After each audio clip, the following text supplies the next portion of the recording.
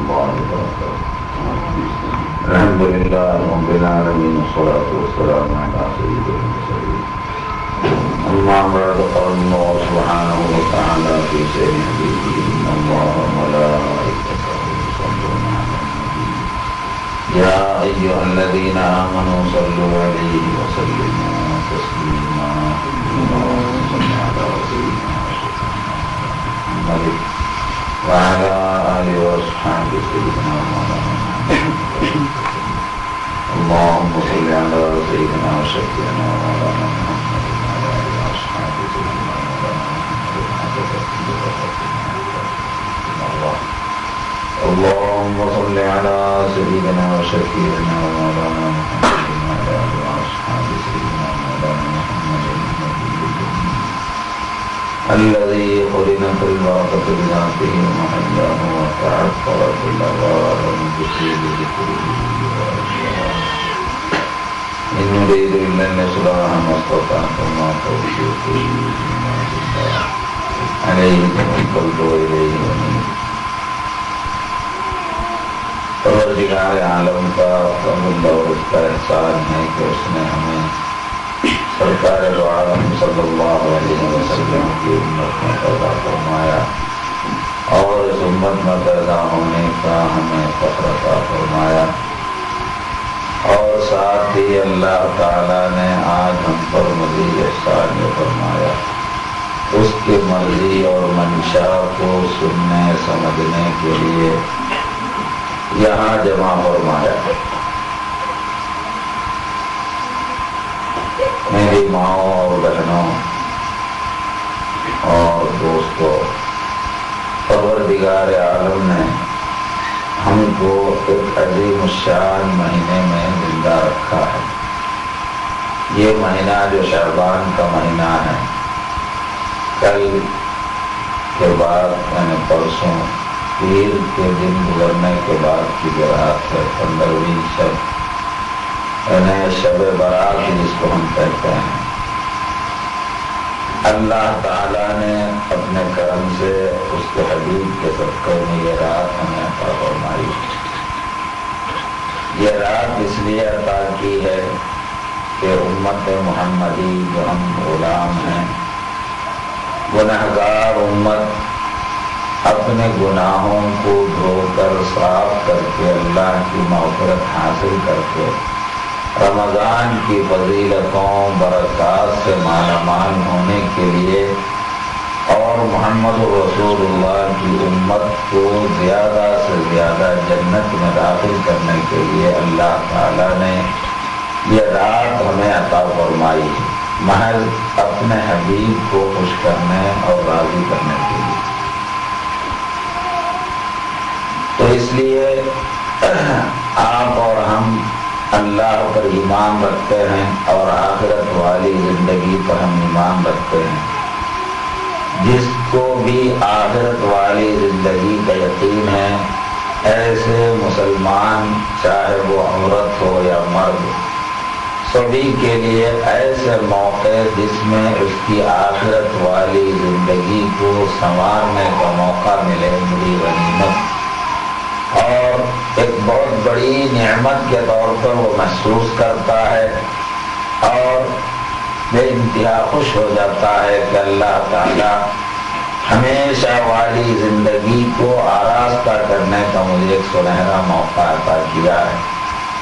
اس طرح ان اوقات کو اور ان اوقات کی قدر کرتا ہے اور اس کی عظمت اور اہمیت کو جانتا ہے، اور ان راتوں میں اللہ تعالیٰ اپنے بندوں پر جو انعامات فرماتے ہیں واقعی میں اس کو حاصل کرنے کے طلبگار اور کوشش کرتے ہیں۔ یہ ایمان والوں کی نشانی اور شعار ہوتا ہے۔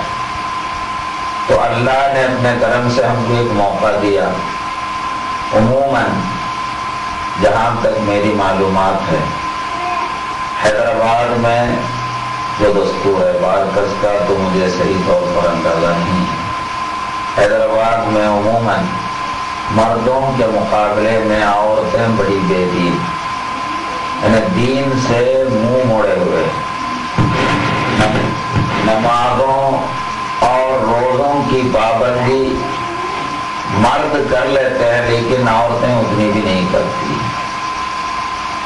یہ حیدرآباد کا ماحول میں کہہ رہا ہوں جہاں تک میرے معلومات ہیں. یہ ضروری نہیں ہے کہ آپ کے بارکس کا بھی وہی ماحول. ممکن ہو آپ حضرات دین پر عمل کرتے ہوں گے تو عورتوں کا نظریہ جو بنا ہوا ہے وہ لوگ یہ کہتے ہیں میں جہاں تک سنا کہ بھائی ہم کو گھر کے کام کاج ذمہ داریاں ہم کہاں سے روزہ رہ سکتے, ہم سے نہیں ہوتا, اللہ بخشنے والا ہے. تو یہ الفاظ بول کے اللہ کے پاس سے چھوٹ جانے کی گمان خیال شیطان ان کے دلوں میں پیدا کر دیا. تو اس لیے عموماً عورتیں روزہ نہیں رہتی. ہمارے پاس کیرلا میں ملبار میں مرد بدماش یعنی نہ نماز صحیح پڑھتے نہ روزہ صحیح رہے. سب نہیں, جو عام لوگ ہیں وہ لوگ یہ بولتے ہیں کہ ہم کو کام کرنا ہے, محنت کرنا ہے, کہاں سے روزہ ہوتا بول کے مرد روزہ چھوڑ دو. لیکن گھر کی عورتیں روزہ رہ کے یہ بے روزگاروں کے واسطے پکا کے کھلا. کیا کریں گے, مرد ہے, مرد کی خدمت تو کرنا ہی پڑتا ہے لیکن وہ برابر روزے سے رہتی, نمازوں کی بڑی پابندی کرتی ہیں. یہاں بالکل اس کا الٹ میں پاتا ہوں, سنتا ہوں کہ مرد پھر بھی مسجدوں میں جاتا ہے, نمازوں کی اہتمام کرتا ہے, روزے کا اہتمام کرتا ہے, لیکن عورتیں اکثر اسلام کے عبادات کو اپنے اوپر ضروری اور لازمی نہیں سمجھتی. بازار میں ہم دیکھتے ہیں رمضان کے دنوں میں اگر خرید و فروخت کے لیے جاتے ہیں تو پورا شہر برقعے والی عورتوں سے بھری ہوئی. اور تماشا یہ ہے شہر پورا بھرا ہوا ہے, کھاتے پیتے رہتے ہیں, وہ بنڈی والے سے, وہ ٹھیلے والے سے, وہ لے کے کھا رہی, یہ لے کے کھا رہے. رمضان کے دنوں میں, رمضان کے دن میں اگر کوئی روزہ کسی مجبوری کی وجہ سے نہیں رہتا ہے, عموماً عورتیں جو ہے ایام میں ہوتی ہے تو ایام کے دنوں میں جو ماہانہ ان کا حیض کے دن ہوتے ہیں ان دنوں میں عورتوں پر روزہ حرام ہے, یعنی روزہ نہیں رہ سکتی. لیکن وہ روزے بعد میں رمضان کے بعد قضا کرنا ان پر واجب اور فرض ہے. تو وہ اپنی مجبوری کی وجہ سے, ایام کی وجہ سے اگر روزہ نہیں بھی رہتی ہیں تو اسلام کا یہ حکم ہے کہ علی الاعلان روزے کے دنوں میں کھانا پینا نہیں, تاکہ روزے کا احترام باقی رہے. بیماری کی وجہ سے یا تکلیف کی وجہ سے اگر کوئی روزہ نہیں رہ سکتا ہے تو اس کو انہیں کھا سکتا ہے, چھپا کے کھانا چاہیے. علی الاعلان کھا کر روزے کے احترام کو توڑنا بہت بڑی گناہ ہے. تو یہاں میرے حیرت ہوتی ہے, مسلمان خواتین جو برقع پوش ہیں شہر میں دیکھتے ہیں خرید و فروخت کے لیے نکلتی ہیں, حالانکہ کیا گھر کے پورے مردہ مر گئے ہیں کیا ہے نہیں معلوم, ورنہ خرید و فروخت کے لیے تو مرد کو جانا چاہیے, عورت کیوں جاتی ہے. غیر مرد کے ہاتھ میں ہاتھ دے کے چوڑیاں پہنتی, یہ حرام. غیر مرد چوڑیاں پہنانے والا آپ کے سگے نہیں ہوتے, ان کے ہاتھ میں ہاتھ دے کے چوڑیاں پہننا, مردوں سے گفتگو کر کے خرید و فروخت کرنا, اوپر سے روزے چھوڑنا, پھر علی الاعلان روزے کے دنوں میں کھانا پینا, اسلام کو اتنا برباد کر دی ہیں عورتوں نے. اللہ رحم کرے ان کے حال آخرت میں, اللہ ان کو کیسی سزا دینے والا ہے وہ اللہ ہی بہتر جانتا ہے. سرکار دو عالم, میں بڑی سخت بات بتا رہا ہوں اس لیے کہ مجھے آپ لوگوں سے محبت, ہر مہینہ ہمارا آپ کا جوڑ ہوتا ہے. تو اس لیے دین کی بات جو آپ کی آخرت کے لیے ہے, آپ نہیں جاننے کی وجہ سے, نہیں معلوم ہونے کی وجہ سے, معاشرے سے متاثر ہو کے اگر ایسی غلطیاں کر رہی ہیں تو خدا را اپنی آخرت کو, ہمیشہ والی زندگی کو مد نظر رکھے ان گناہوں سے توبہ کرنے کا ایک سنہرا موقع مل رہا. توبہ کر کے آئندہ کے لیے اگر ہم اپنا اصلاح کر لیں گے تو اللہ تعالیٰ واقعی میں بخشنے کے لیے بھی تیار ہے اور ہماری آخرت کی زندگی سنور جائے گی۔ اس لیے آپ لوگ شاید چڑ جائیں گے، کیا ہمارے بخاری ایسی باتیں بول، تو آپ کو برا بولنا مقصود نہیں ہے، آپ کو برائی سے بچانا یہ میرا مقصود ہے۔ آپ کو آخرت آپ کی تباہ ہونے سے آپ کو بچانا ہے، ورنہ یہ بولنے کی مجھے کیا حاجت ہے۔ جو بھی خطیب یا مقرر ہوتا ہے اس پر اللہ کی جانب سے یہ فرض ہوتا ہے کہ حق بات صحیح صحیح جو کا توں اللہ کے بندوں تک پہنچا دے۔ اب وہ عمل نہ کرتے ہیں سننے کے باوجود تو ڈبل ذمہ داری ان پر عائد ہوگی۔ ایک تو نہیں معلوم تھا غلطی کر رہے تھے، معلوم ہونے کے بعد پھر غلطی کرنا ڈبل گناہ ہے۔ تو اس لیے یہ رمضان کا جو مہینہ آ رہا ہے اللہ کے کرم سے، یہ ہم کو قسمت سے موقع مل رہا ہے۔ گزشتہ رمضان میں آپ لوگ اندازہ کرو، گزشتہ رمضان میں جو ہمارے ساتھ جتنے لوگ تھے ان میں کئی ایسے ہیں جو گزر گئے۔ اس سال ان کو رمضان میں ہمارے ساتھ وہ نہیں ہے، دفن ہو گئے۔ تو ہمارا حال کیا ہونے والا ہے کس کو خبر ہے؟ کیا آئندہ رمضان تک ہم زندہ رہیں گے؟ کیا امید؟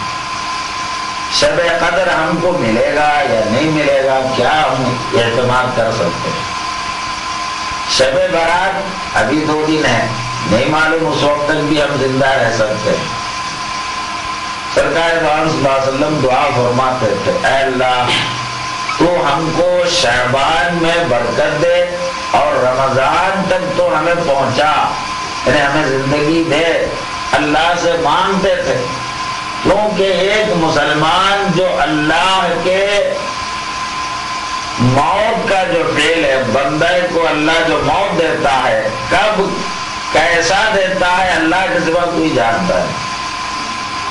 اس میں نہ عورت کی تخصیص ہے، نہ مرد کی تخصیص ہے، نہ بچے کی، نہ بوڑھے کی، ہر قسم کے لوگ مر رہے ہیں، سڑکوں پہ مر رہے ہیں، بسوں میں مر رہے ہیں، کاروں میں مر رہے ہیں، آٹو میں مر رہے ہیں ایکسیڈنٹوں کی وجہ سے۔ اس کے علاوہ کتنے ایسے مسائل پیدا ہوتے ہیں، کہیں گیس کا چولہا پھٹ گیا مر گیا، مر گئی، کچھ آگ لگ گئی مر گئی، کچھ گھر ٹوٹ کے گرا مر گئی، سانپ کاٹا مر گئے، کتنے موت ایسے ہزاروں اموات ہمارے سامنے سے گزر رہے ہیں، لیکن ہم بے حس ہو گئے۔ ارے ہمارا بھی وقت جو ہے ان اوقات کے درمیان کب آنے والا ہے کون کہہ سکتا ہے؟ تو ایک کافر جو زندگی گزارتا ہے، چونکہ کافر کے نگاہ میں آخرت میں دوبارہ زندہ رہنا، ہمیشہ جینا اس کے نظر میں نہیں ہے، ان آخرت پر ایمان نہیں رکھتا ہے۔ اللہ نے ہم کو مسلمان بنایا ہے اور ہمارا ایمان ہے کہ آخرت والی زندگی ہمیشہ کی ہے جو ہم کو آنے والا ہے، اس میں کوئی شبہ نہیں۔ یہ جو زندگی جس میں ہم جی رہے ہیں، یہ زندگی کا بھروسہ نہیں، آخرت کی زندگی تو یقینی بھروسے والی زندگی ہے۔ یہ زندگی بے بھروسہ کی ہے جس میں ہم جی رہے ہیں، کیونکہ کب تک زندگی ملتی ہے ہم کو کیا پتا ہے، صبح ہم کر بھی سکیں گے یا نہیں ہو سکتا۔ سرکار صلی اللہ علیہ وسلم فرماتے ہیں، آدمی کرتا جب پہنتا ہے اس کو یہ جاننا چاہیے کہ اس کرتے کو میں اپنے ہاتھوں سے اتاروں گا یا غسال اتارے گا۔ ایسا احساس رکھنا چاہیے کہ نہیں معلوم کہ یہ کرتا کون اتارنے والا۔ اتنا بھی آدمی کو اپنی زندگی کا جب یقین نہیں ہے تو کیسی زندگی گزارنا؟ ایک بھیانک زندگی جو ہمیشہ کی ہمارے سامنے ہے، ایک دشمن مردود جو ہمارے پیچھے لگا ہوا ہے، شیطان اللہ سے وعدہ کر کے آیا ہے کہ آدم کے اولاد کو زیادہ سے زیادہ جہنمی بناؤں گا، یہ اس کا معاہدہ اللہ سے، وہ اپنی کوشش میں لگا ہوا ہے۔ اللہ اپنے رسولوں کو، کتابوں کو بھیج کر اپنے بندوں کو بچانے کے لیے یہ انتظام الگ کیا ہے۔